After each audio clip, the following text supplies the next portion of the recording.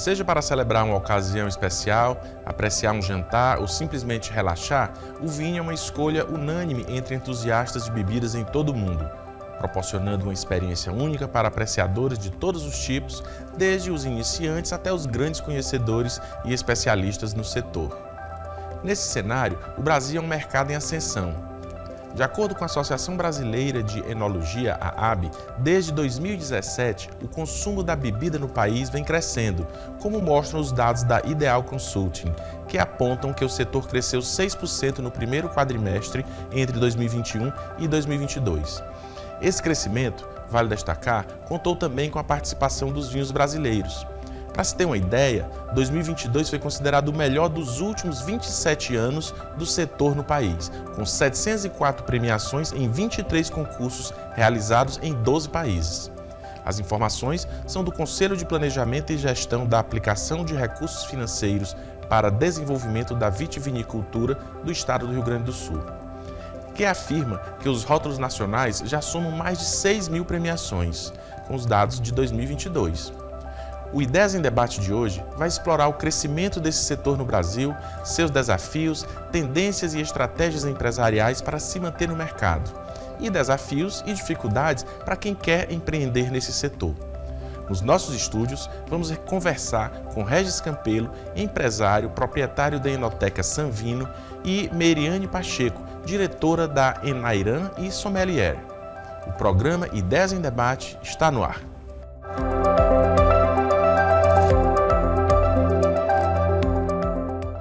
No programa de hoje, recebemos Regis Campelo, empresário, proprietário da Enoteca Sanvino, e Meriane Pacheco, diretora da Enairan e Sommelier. Bom, sejam bem-vindos. Eu queria iniciar, a gente apontou os dados aqui que são otimistas, e a que fatores podemos atribuir esse crescimento do mercado no Brasil nos últimos anos? O vinho, ela tem a ver com hábito, né? No Brasil ainda a gente não tem essa cultura, diferentemente da Europa, que faz parte da cesta básica do europeu, na Itália, França, Portugal, como um alimento alcoólico. No Brasil, o legislador ainda não enxerga o vinho como um alimento alcoólico, ele entra no rol de alimentos. Até a própria legislação de vinhos no Brasil ela é um pouco confusa, porque a gente tem um dado, na hora de produzir o vinho é Ministério da Agricultura, na hora de vender o vinho a tributação é de destilado alcoólico. Então assim, é uma bebida alcoólica, é um alimento alcoólico, então há uns desafios aí dentro desse mercado, né?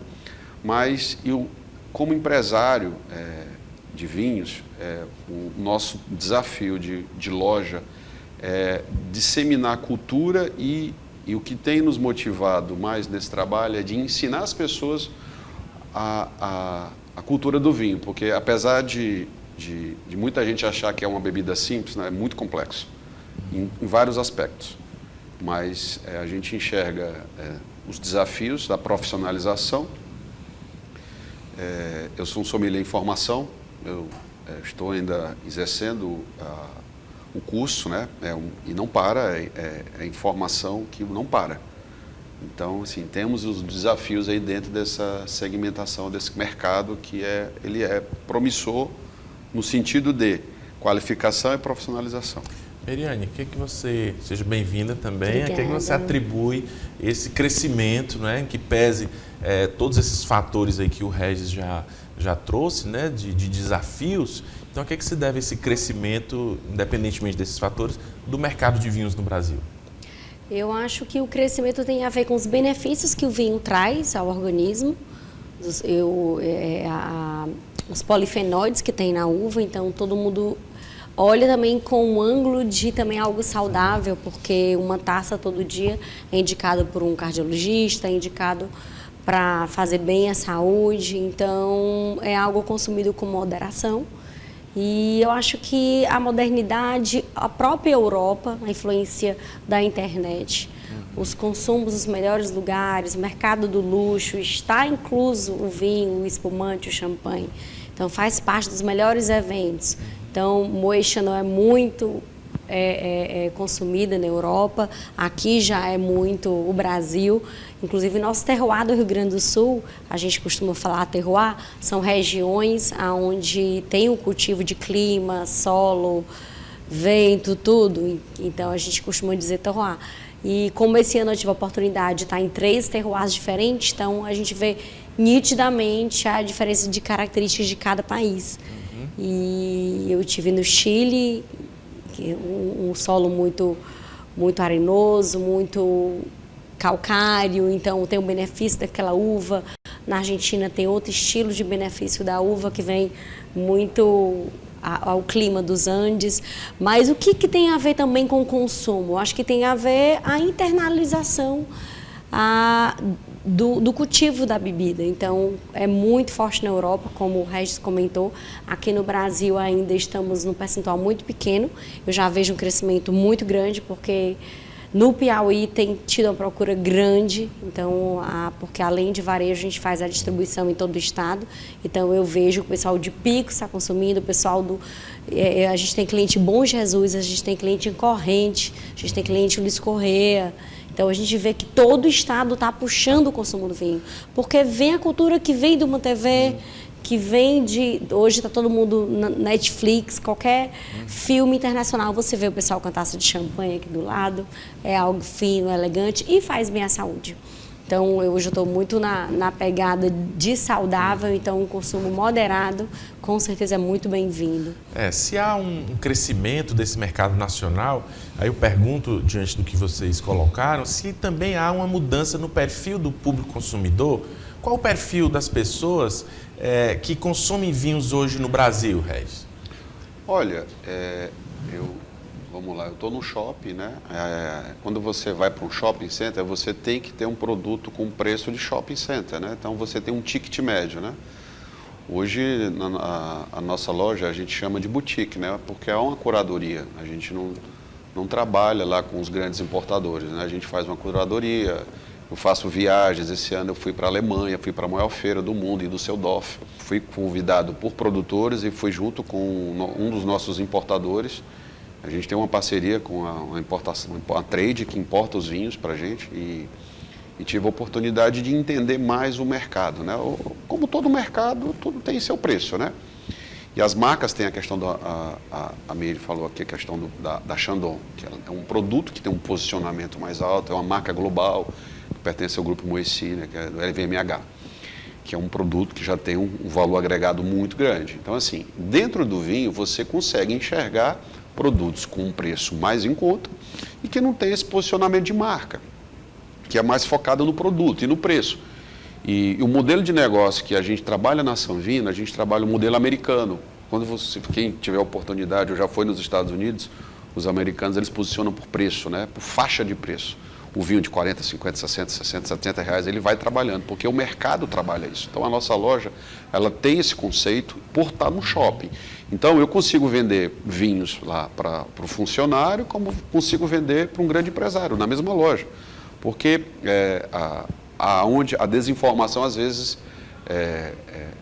muitas pessoas, no Brasil ainda tem um pouco disso, que vinho bom tem que ser vinho caro. Isso não tem nada a ver. O preço do vinho ele é atrelado a mercado, a demandas, a histórias. Então, uma marca de um vinho, que seja pelo preço, você tem uma história por trás, você tem um nome, você tem todo um contexto de posicionamento do porquê daquele vinho custar aquilo, né? Então, não posso comparar. O Brasil, você deu os dados aí das premiações, ele está se posicionando. O Brasil ainda, os produtores brasileiros, eles têm muita dificuldade por conta dos impostos.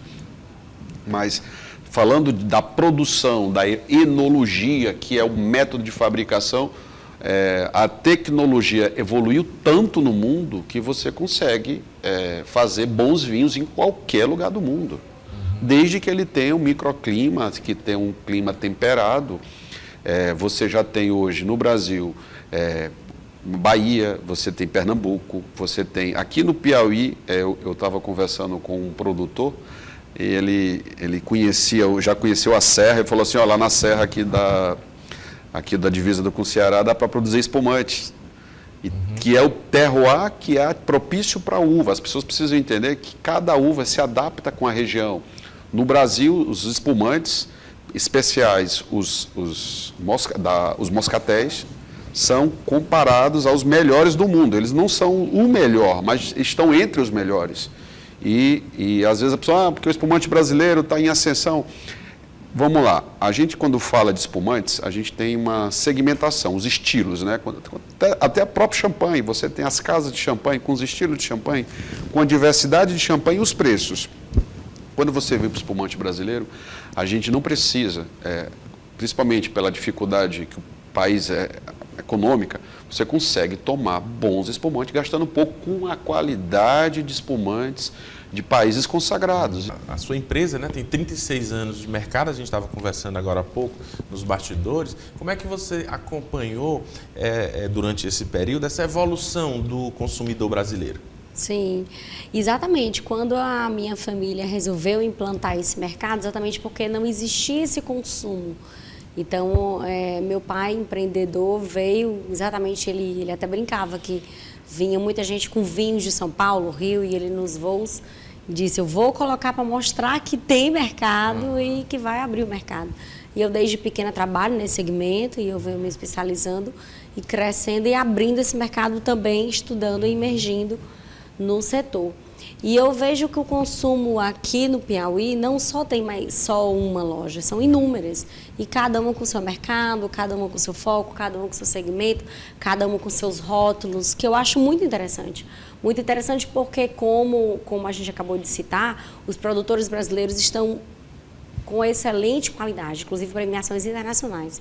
Inclusive, todos os anos a gente é convidado pelo evento da Wine South America, onde é apresentado todos os vinhos do terroir do Brasil, dos principais produtores, e um deles, inclusive, você falou da Associação Brasileira de Enologia, o presidente da associação é o Daniel Salvador, que assina um dos rótulos da nossa casa, que é a linha Salvatore. Então, os rótulos são sensacionais. Então, o Brasil está muito em ascensão, tanto no consumo quanto na qualidade dos vinhos, porque o nosso terroir é propício, tanto no Rio Grande do Sul quanto a linha do Nordeste. Meriane, o brasileiro, ele é um bom apreciador de vinho? Assim, aproveitando a oportunidade, dá para apreciar um bom vinho sem pesar no bolso? O Regis até já colocou Sim. isso, porque muita gente ainda pensa que vinho é uma bebida cara. Dá para desmistificar essa visão? Que assim, a gente tem que considerar que nós, conhecedores de vinhos, a gente tem que entender o que é um vinho de mesa, o que é um vinho Bordeaux, o que é um vinho varietal, um vinho reserva, um vinho gran reserva. Então, tem hora que os clientes olham assim, calma, não estou falando grego. Então, um vinho base de mesa é o vinho que é produzido através das uvas tradicionais americanas. Então, a gente vai para uma linha Bordeaux, já são vinhos com outro padrão, e tudo colhido. Por isso que a gente fala que o vinho é saudável. Você vai na vinícola, você vê os trabalhadores coletando do pé, você vê a separação, o desengace, o maquinário. Então, é muito interessante você ver o líquido indo para o tanque de inox, em seguida vai para a cave subterrânea, a maioria delas. Por que um reserva? Porque ele vai adegado muitos meses em barrica de carvalho ou francesa ou americana, depende do conceito da vinícola. Por isso que vem o consumo do vinho muito caro, porque é adegado muitos anos, e o tradicional. O tradicional não precisa de adega. Então, produziu, invasou, vendeu. E o vinho aí tem o tradicional, de mesa, o Bordeaux, o varietal tradicional, que é chamado reservado. Sim. Foi algo que o chileno criou. Então, depende de cada país tem a sua nomenclatura. Mas aqui na América do Sul a gente usa muito a linha varietal tradicional, a linha reserva e a linha gran. Já na Europa a gente não usa tanto esses termos. Usa denominação de origem controlada e quando é Itália é IGP, que é a protegida, região protegida em italiano.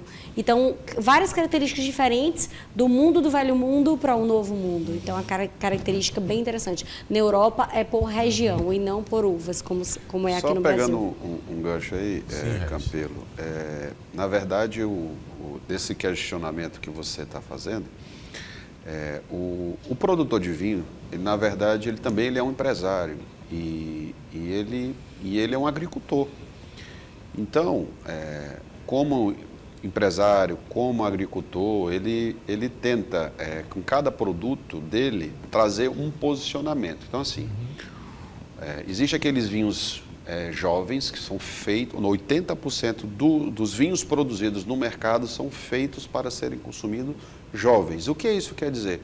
São vinhos mais acessíveis, né, mais palatáveis. 20% da produção dos vinhos no mundo são vinhos de guarda, são mais longevos. A Meire deu alguns exemplos aí da questão lá das caves. Então, assim, são vinhos que você... É uma coisa engraçada que eu vou falar, mas o mercado não quer vinho para guarda, quer vinho pronto. E o mercado, se o produtor for falar que aquele vinho ele foi feito para guardar, por isso que ele custa um valor mais alto, que fica um pouco difícil a comercialização. Então, aonde que entra a questão do posicionamento das marcas, nessa hora que cria o valor do produto. Mas é possível, sim, tomar vinho gastando pouco, certo?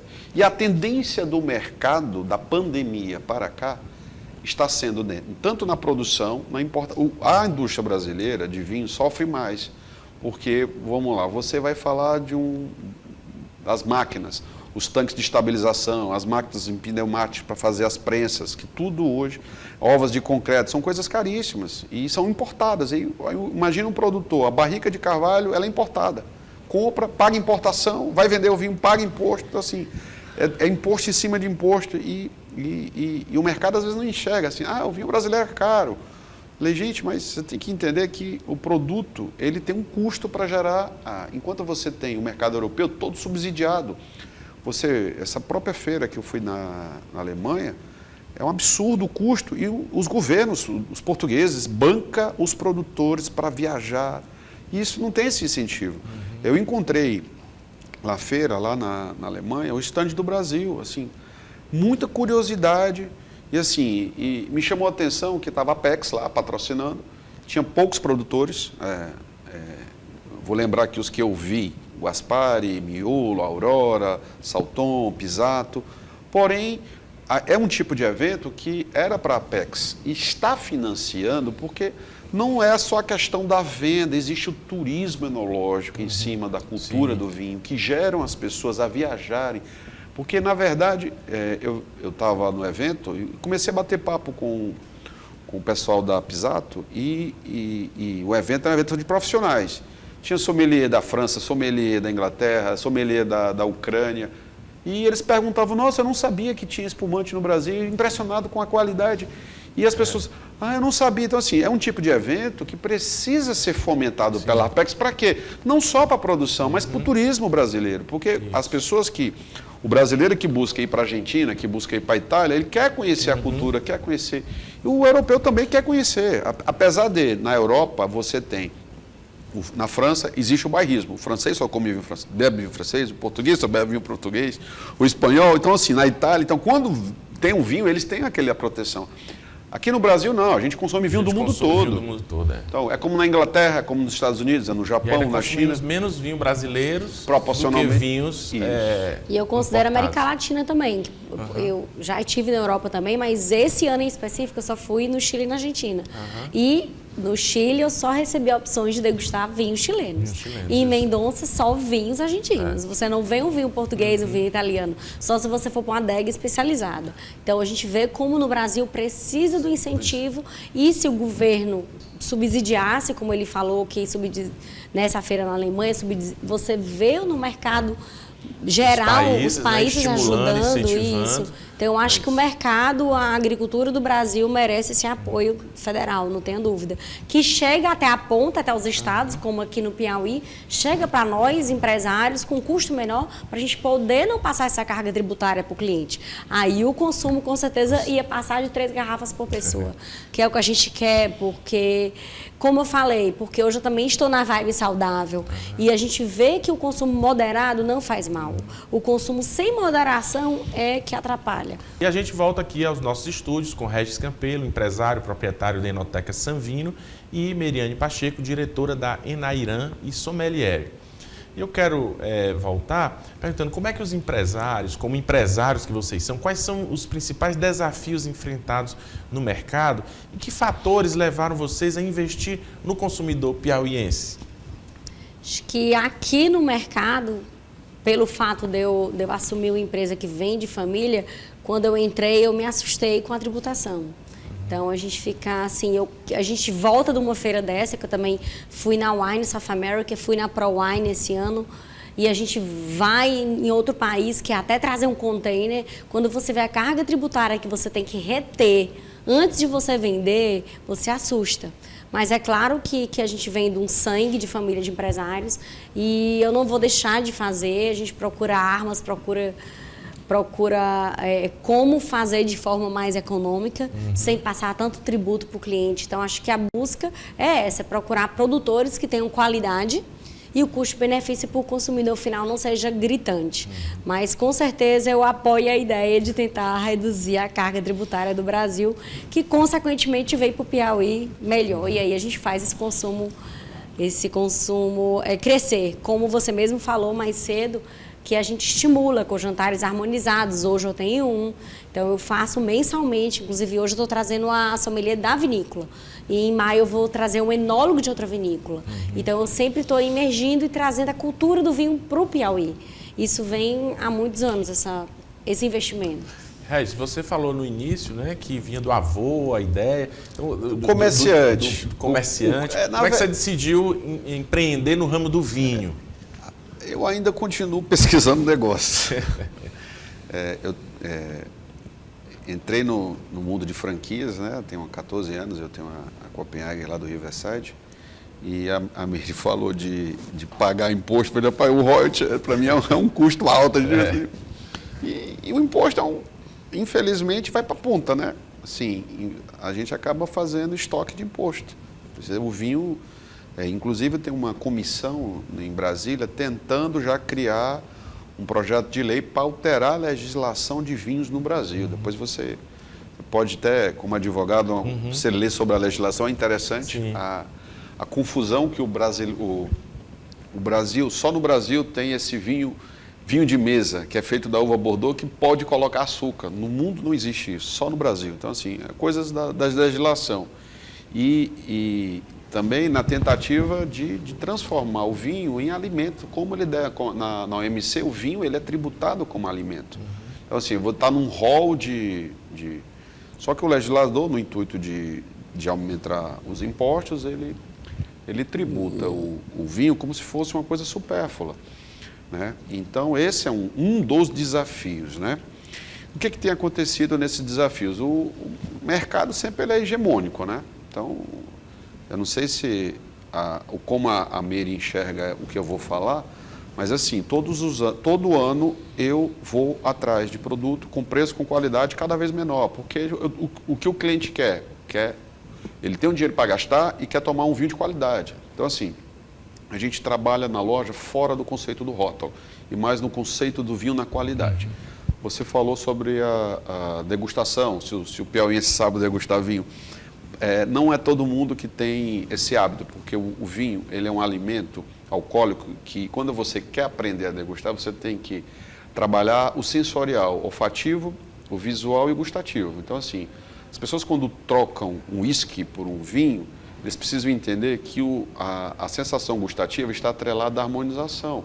Então, assim, um vinho é um complemento alimentar. Então, assim, muitas pessoas têm trocado a bebida por o vinho, mas saiba que a sensação gustativa da harmonização, ela vai te proporcionar uma experiência bem melhor do que você só tomar um vinho sem ter nada para comer. Então, isso é um ponto. Tanto é que se você, principalmente, você falar de comida italiana, você já pensa no vinho. Então, o italiano, tudo é motivo para tomar vinho. Então, mas ele está lá com pão e está com vinho, com uma taça de vinho. Então, assim, existem alguns fatores que... outro fator que é importante nesse mercado é a profissionalização. Então, assim, à medida que abre uma loja, que mais pessoas consumindo, isso é muito interessante porque você vai criar demandas. Assim. O mercado de vinho está crescendo, porém tem detalhes. Nem todo mundo que abre uma loja de vinho consegue vender, porque você precisa de um profissional. Então, assim, no Brasil, o Pão de Açúcar criou o conceito do vendedor de vinho, que não existe isso no mundo. Ou você tem um sommelier, ou você não tem. Então, no Brasil existe, que é o atendente de vinhos. Então, ele tem um atendente que não é um profissional formado, que está ali, que vai te ajudar a auxiliar o produto que ele está na prateleira para auxiliar as pessoas a venderem. Então, isso já é um conceito de varejo, de venda de vinhos. Outro desafio também nos restaurantes é a questão do profissional, né? E a desinformação que é gerada pelo mercado, enfim, pelo desconhecimento, pelo fato de não ter uma cultura. Isso é um processo, né? Na década de 80, a mídia televisiva tinha uma hegemonia muito grande sobre os hábitos de consumo das pessoas. Então, assim, toda novela tinha o cara lá abrindo uma garrafa de uísque. Então, a pessoa estimulava o consumo. Hoje, você já vê as pessoas tomando vinho, seja nos filmes. Então, assim, isso é um processo, né? E tem a ver com os hábitos. Então, as pessoas também têm buscado os vinhos como qualidade de vida, mas ainda eu acho que o mercado ainda vai evoluir muito, o mercado ainda é muito pequeno, é um bebezinho ainda, e os desafios de profissionalização, de informação, de ética no mercado. Existe um desafio muito grande no Brasil, que são os contrabandos de vinhos e os descaminhos. Isso também eu tenho uma visão empírica que o contrabandista também ajuda a loja, porque ele vai oferecer um produto que não existe. Enfim, um produto que no mercado é 300, 400 reais, o cara fica, não, mas esse vinho é 100 reais. Eu falei, não existe vinho desse preço. É igual você comprar uma roupa na 25 de março, você está usando aquilo ali, mas ninguém garante que o que tem dentro daquela garrafa é aquilo ali. É o mundo do contrabando, é simplesmente colocar um rótulo que não é aquilo que você está bebendo. E dando continuidade aqui nos nossos estúdios, conversamos com Regis Campelo, empresário, proprietário da Enoteca Sanvino, e Meriane Pacheco, diretora da Enairan e sommelier e também empreendedora, não é isso? E mulher empresária. E mulher empresária. Bom, o e-commerce também, ele tem sido citado como um impulsionador do mercado de vinhos. Como vocês enxergam a importância da tecnologia e seus impactos na estratégia de marketing nesse setor? Vocês também trabalham com e-commerce? Como é que vocês estão enxergando isso? É essencial. Então, a gente tem que estar com a tecnologia na palma da mão. Então, eu costumo dizer que os clientes podem consultar opiniões do site que eles quiserem, e eu costumo colocar algo próximo.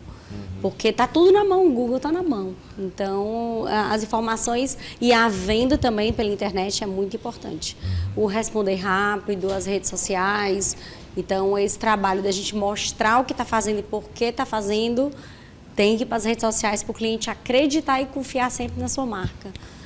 Esse e-commerce, a gente estava conversando um pouco aqui durante o intervalo, né? Também permite a questão do contrabando, né? Infelizmente. Isso é um prejuízo também. Então, Regis, como é que você vê esse e-commerce, essa importância do e-commerce e também os perigos que com ele advêm?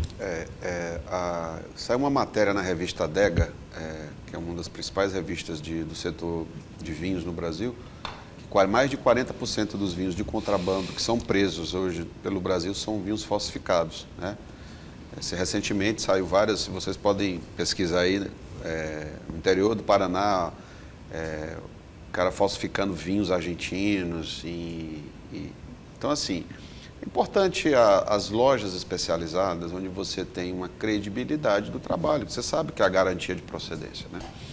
Infelizmente, o Brasil é um país ainda que tem muitos desafios aí socioeconômicos, que as pessoas ainda sonham na ilusão de comprar algo mais em conta e acaba sendo enganado aí, né, nesse mercado aí, né? Então, tomar cuidado. Então, assim, eu falo que comprar um vinho, como é que um vinho custa 3, 4 vezes um valor, o cara te ofertar por 30% do valor, 20% do valor. Então, assim, é bom ficar esperto, né, para não estar consumindo, porque às vezes você vai consumir um produto que você não sabe a origem, né? Então é bom tomar cuidado com isso, né? E como muitas pessoas são leigas do assunto, para fazer exatamente esse trabalho que o sommelier faz, análise sensorial, sentir o tanino da madeira ou não, se for um vinho tradicional jovem, ele não vai entender que um vinho que é de R$500 é vendido por 150, pode ser o mesmo vinho. Claro que não é. Não tem como, Não né? tem como, Você tem... porque exatamente o que ele falou, o empresário pagou uma barrica de carvalho que vem da França, pagou caro, pagou contêineres caríssimos, o tempo que o vinho está de guarda naquela barrica, tudo isso é um custo. Então, não dá simplesmente para vender vinho muito barato e acreditar que você está bebendo vinho de forma legal, porque não é legal. E, Campelo, tem outro dado, viu? Na Espanha tem falsificação, na Itália tem falsificação, em Portugal, assim, já os vinhos icônicos, cada país tem seus vinhos referência, foram presos. Se você pesquisar, hoje a internet proporciona a gente a informação rápida. Os principais vinhos da Itália já tem quadrilhas especializadas em fabricar os vinhos que são referência. Então, assim, até quando você estiver viajando, procurar saber se aquela loja que você está comprando é uma loja de referência. Isso não é só um privilégio do Brasil, a falsificação. É simples, você está tomando um vinho icônico, se você tomar cuidado onde você está adquirindo aquele produto para você não ter. Tem um documentário, Sour Grapes, de um cidadão filipino que ele foi preso nos Estados Unidos e enganou várias pessoas só falsificando vinhos e vendendo vinhos de leilão. Então, assim, no mundo do vinho também tem essas ilusões, né? E, então, comprar vinhos numa loja especializada, eu acho que faz uma diferença, né? Diferença grande, né? Você tem acertar uma confiança, né? Eu faço parte do AMNI, que é a Associação de Mulheres Empreendedoras, e por que não incentivar o consumo do empreendedor piauiense? O porquê não? Se as lojas daqui têm estrutura, têm qualidade, compram de forma legal, pagam os royalties, pagam os seus impostos, atende de forma e com padrão de qualidade Piauí de ser, porque a gente estuda, se profissionaliza, a gente é preparado para melhor atender. E essa é a cultura que eu trago para a nova gestão da minha empresa, porque vem de sucessão, mas eu procuro trazer mais especialização de conhecimento para o cliente. Por isso que todo mês eu monto algo para o cliente fazer a harmonização completa, análise sensorial, a degustativa e a do paladar. Então, é muito importante dar valor ao empresário piauiense. Sem dúvida, acho que é importante isso que está sendo colocado, até porque dá confiabilidade, a gente investe no mercado, a circulação da riqueza fica dentro da nossa cidade, dentro do nosso estado, estimula a geração de empregos, então tem uma série de fatores aí que são positivos. E ainda você não corre o risco de comprar algo que seja falsificado. Você está tomando algo achando que é uma coisa e é outra completamente diferente. E tocando nesse assunto, quais são as principais tendências do mercado atualmente? Quais são as expectativas de vocês para o ano de 2024? Eu acho que vem a modernidade, que a gente se encontrou nessa feira da ProWine em São Paulo. Eu acho que vem muita pegada do vinho em lata, da água em lata, do fácil, prático. Você tá num barzinho ou tá num próprio barco com seus amigos, você pegar, abriu, tomou. E vem o tradicional, mas o tradicional é o tradicional com também o consumo com os rótulos chamados screw cap, que é aquela garrafa tradicional que você abre com maior facilidade não é com a rolha, e né? não denigre cortiça. o meio ambiente. Por quê? A cortiça tradicional, ela vem de uma planta chamada sobreiro, que é em Portugal. Inclusive, estive nessa região também há alguns anos atrás, e você vê o plantio, a derrubada e o plantio, a derrubada e o plantio. Mesmo assim, o consumo de vinhos no mundo não se adequa à quantidade de cortiças que é preciso. Então, vem a modernidade da rolha, a forma de beber, da meia garrafa, porque vem um consumo saudável de não ter que tomar a garrafa toda. Eu acho que vem a modernidade no formato de você beber, mas não deixar de degustar de forma adequada. É a minha opinião. Olha, o mercado, eu tenho um trabalho, o trabalho que a gente tem exercido na loja é um trabalho mais orgânico, né? A gente busca, o conceito da nossa loja de procurar proporcionar experiências e vender informação. Então, assim, a gente tem fidelizado os clientes, mas no sentido da confiabilidade de transportar para o consumidor as nossas experiências e simplificando cada dia a questão do consumo. Então, assim, é um trabalho orgânico, entendeu? Temos os desafios do dia a dia de gestão de empresa, das concorrências, que fazem parte de todos os setores. Aqui em Teresina tem inaugurado novos empreendimentos focados nesses vinhos finos, né? Você vê, há 10 anos atrás, eram poucos lugares que você encontrava vinhos finos para vender. Hoje você tem vinhos finos em todo supermercado, com qualidade, enfim. Então, o consumo tem aumentado, né? O desafio é justamente na fidelização, no relacionamento, na confiabilidade e na inovação, né? Então, assim, a inovação hoje, a tecnologia tem ajudado muito, e os produtores também têm se adaptado ao mercado. Você vê os grandes vinhos. Eu recebi na loja agora um vinho da Borgonha, um Chalonese com o nome do rótulo da uva, Chardonnay.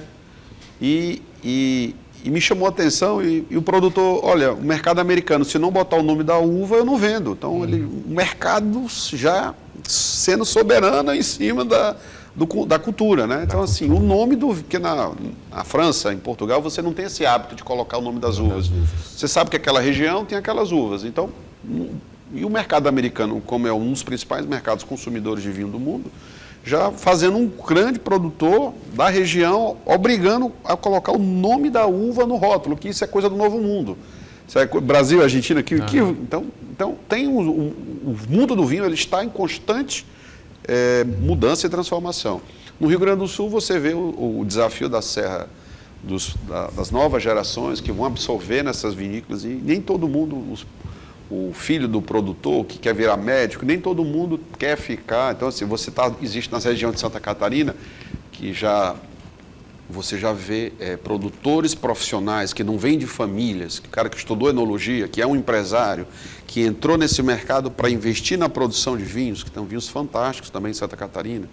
E, enfim, o mercado, como sempre, ele vai se adaptando ao comportamento social que vai acontecendo. Mas enologia é um mercado encantador, é um mercado que encanta. Você procura descobrir aromas, terroir, rótulos. Então, é um mundo encantador que eu indico, com certeza, uma tacinha de vinho. E que dicas, já não mais para o consumidor, mas para quem quer empreender, para a gente finalizar, para quem quer empreender nesse mundo do vinho, e vocês que são conhecedores, que tem toda uma história, uma história no trabalho, né, na comercialização desses produtos, que dicas vocês dariam para quem está interessado em empreender ou ingressar nesse ramo de vinhos? Eu acho que trazer algo diferente, né, do tradicional, analisar mercado, estudar, porque a gente não é simplesmente passar para os funcionários. A gente tem que explicar ao cliente o que é que está dentro daquela garrafa. Então, eu procuro me especializar e trazer para a minha brigada, para a minha equipe, o conceito, o porquê desses detalhes que eu falei ainda há pouco. E eu acho que a ideia de empreendedorismo nesse segmento fica nesse sentido. Tem que ter o conhecimento, não é isso? Tem que ter Gostei da brigada, né? Trazer para a minha brigada. Exatamente. Tudo bem. Rez, você disse que não adianta só colocar à venda, porque só colocar à venda não vai conseguir vender. Então, que dica você daria para essas pessoas que querem empreender? Olha, a gente está vivendo uma transformação no varejo. Existem 2 fatores, né? Você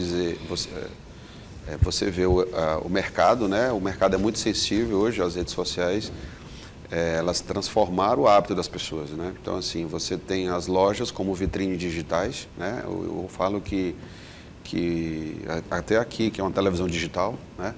Você já é um novo conceito e você tem novos hábitos, e para o empresário que quer, eu acho que como eu falei, eu procurei entender o mercado antes de abrir o negócio.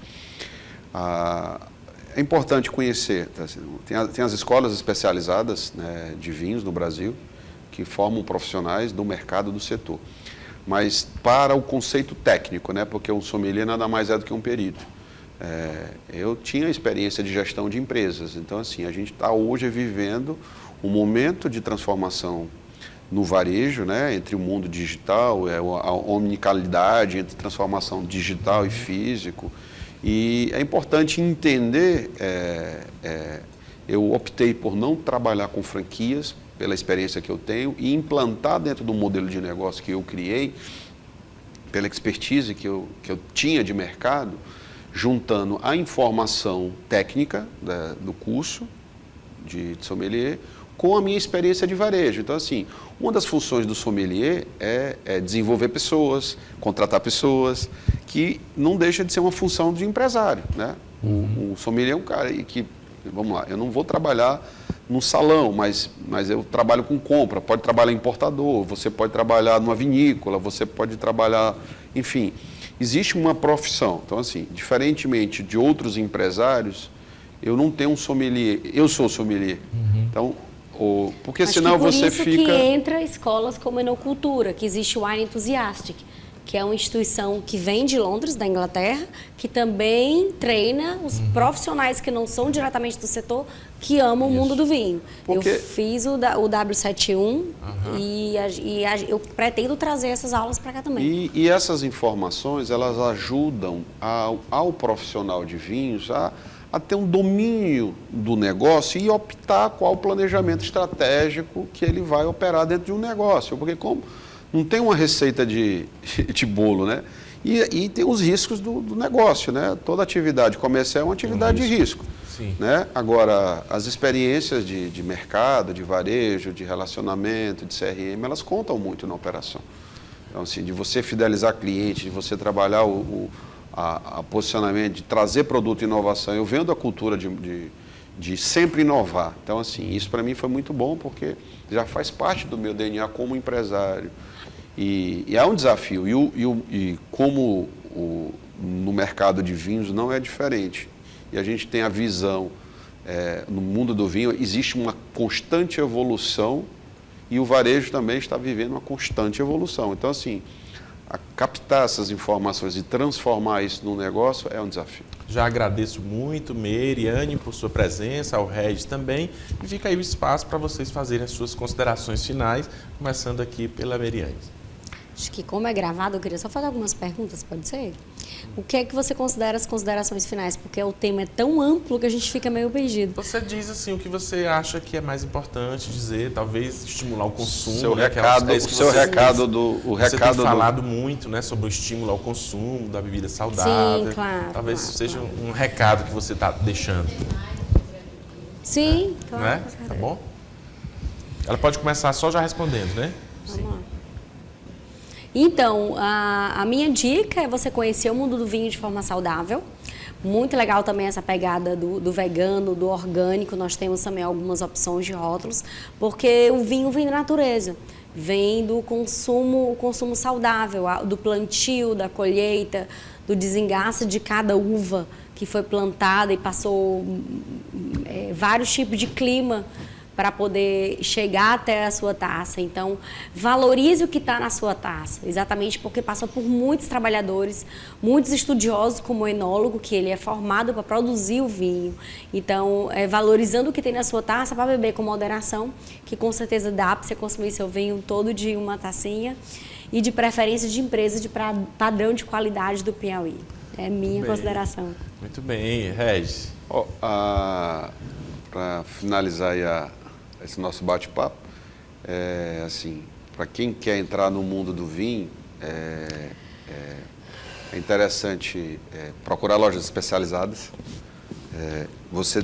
onde você tem o privilégio de fazer uma consultoria, de procurar entender. Outra dica que eu dou para quem quer, as pessoas chegam muito na loja e falam assim, eu não entendo nada de vinhos. A dica que eu dou é sempre procure prestar atenção na bebida, procurar entender a forma e as técnicas de degustação. São simples. E não repetir rótulos, procurar beber rótulos diferentes para poder entender. Eu falo que chega pessoas nas lojas e falam assim, eu sou bebedor de vinho, aí só toma vinho de um país. Aí eu falo, não, você é enólogo da região, você vai entender tudo de um vinho, mas o verdadeiro entendedor de vinhos é aquele que prova vinhos diferentes, que consegue entender a tipicidade, consegue entender até o seu gosto pessoal. E lembrando que o vinho precisa de comida. Então, assim, para melhorar a experiência e deixar ela mais agradável, procurar sempre estar harmonizando o vinho com alguma comida. Então, assim, o profissional que vai poder te ajudar é o sommelier. Bom, Agradecemos aqui aos nossos convidados pela presença e também a sua audiência em casa. E convidamos você a participar da nossa produção através das redes sociais, @Sistema O Dia e do WhatsApp 869-9911-2111. Você pode sugerir pautas e nos enviar feedback dos assuntos discutidos. Acompanhe também a reprise do programa todo sábado, das 9 às 10 horas da manhã. Caso não tenha tempo para acompanhar a transmissão às terças-feiras ou mesmo a reprise aos sábados, você pode acessar nosso canal no YouTube. É só pesquisar Sistema O Dia na plataforma e assistir o programa na íntegra. Um abraço e até o nosso próximo encontro.